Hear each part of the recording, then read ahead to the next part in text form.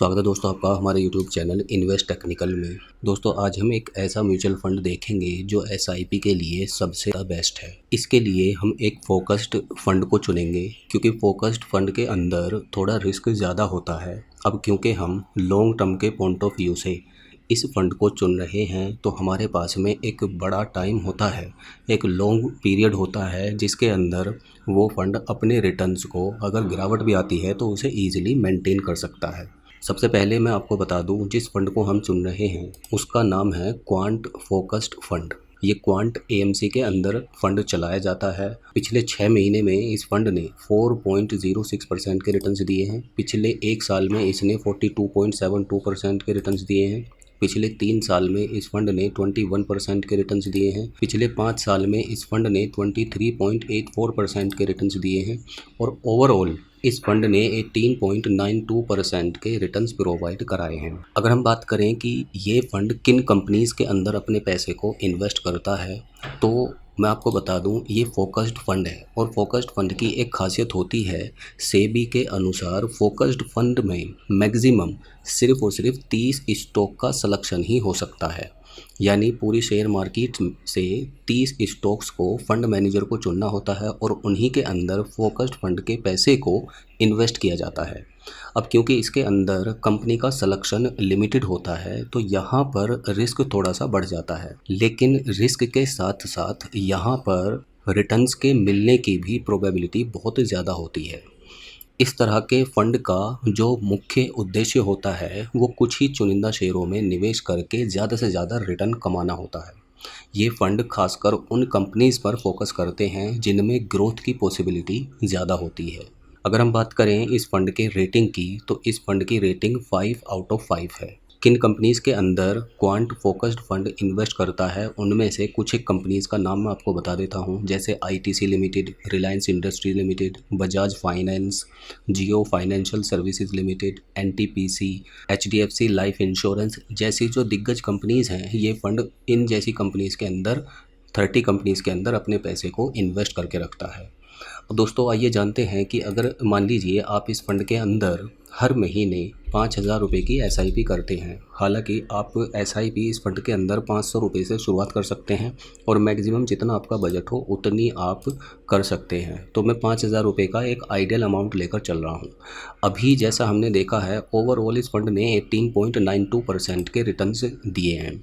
तो 18% की जगह मैं दोस्तों 16% के रिटर्न मान लेता हूं कि यह आगे आने वाले टाइम में हमें प्रोवाइड करा सकता है। अगर ज़्यादा रिटर्न कराएगा तो जाहिर सी बात है उसका लाभ और भी ज़्यादा हमें होगा। तो 5,000 रुपये पर मंथ का इन्वेस्टमेंट और 16% का रिटर्न। अब हम दोस्तों देखते हैं कि 3 साल के बाद में हमारा पैसा कितना इन्वेस्ट होगा, वो होगा 1,80,000 रुपये और एस्टिमेटेड रिटर्न्स जो हमें मिलेंगे 16% CAGR के अकॉर्डिंग वो होंगे 52,164 रुपीज़।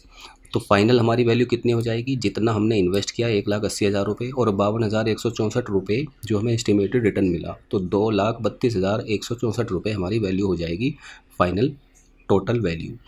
अब दोस्तों जो रिटर्न है इस रिटर्न में से long term capital gain tax भी लगता है जो कि 10 से 12% के आसपास वेरी करता रहता है। टैक्स है उसका पैसा कटने के बाद में फाइनल अमाउंट हमारे अकाउंट में क्रेडिट हो जाता है। अब दोस्तों क्योंकि हम ये लॉन्ग टर्म के पॉइंट ऑफ व्यू से म्यूचुअल फंड चुन रहे हैं एसआईपी के लिए, तो मान लीजिए आप इस फंड के अंदर अगर 10 साल तक इन्वेस्ट करते हैं तो 6 लाख रुपए का टोटल हमारा इन्वेस्टमेंट होगा अगले 10 साल में 5,000 रुपये प्रति मंथ के हिसाब से, जबकि हमें एस्टिमेटेड रिटर्न्स जो मिलेंगे वो 8,82,000 रुपये के होंगे और फाइनल हमारी वैल्यू 14,82,000 रुपये हो चुकी होगी। अब इसी तरह से अगर हम 15 साल के टाइम पीरियड की बात करें तो 9 लाख रुपये का टोटल हमारा इन्वेस्टमेंट होगा और 16% एनुअल रिटर्न के हिसाब से 28,42,000 रुपये एस्टिमेटेड रिटर्न्स हमें मिल चुके होंगे और फाइनल हमारी वैल्यू फंड की 37,42,000 रुपये के आसपास हो चुकी होगी।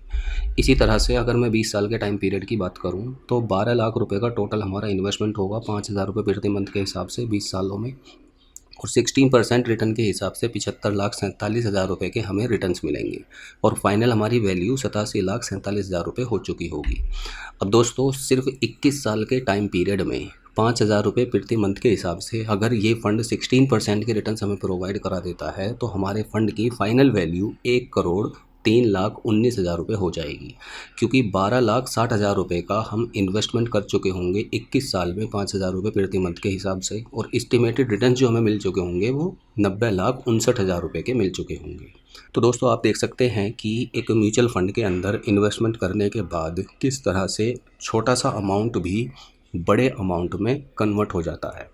अब बात आती है कि हम इस फ़ंड के अंदर इन्वेस्टमेंट कैसे कर सकते हैं। तो इन्वेस्ट करने का कई सारे तरीके हैं। या तो आप ऑफिशियल वेबसाइट से भी कर सकते हैं, जैसे क्वांट एएमसी है, या एसबीआई का लेना चाह रहे हैं या एचडीएफसी का फ़ंड लेना चाह रहे हैं तो उनकी ऑफिशियल वेबसाइट से आप इन्वेस्टमेंट कर सकते हैं। अदरवाइज़ जो ग्रो वगैरह की ऐप होती हैं या जो अलग अलग डीमैट अकाउंट्स हैं उनकी ऐप होती हैं, तो उनके थ्रू भी आप इस फ़ंड के अंदर अपनी एसआईपी को शुरू कर सकते हैं या इन फ़ंड के अंदर लमसम इन्वेस्टमेंट भी कर सकते हैं।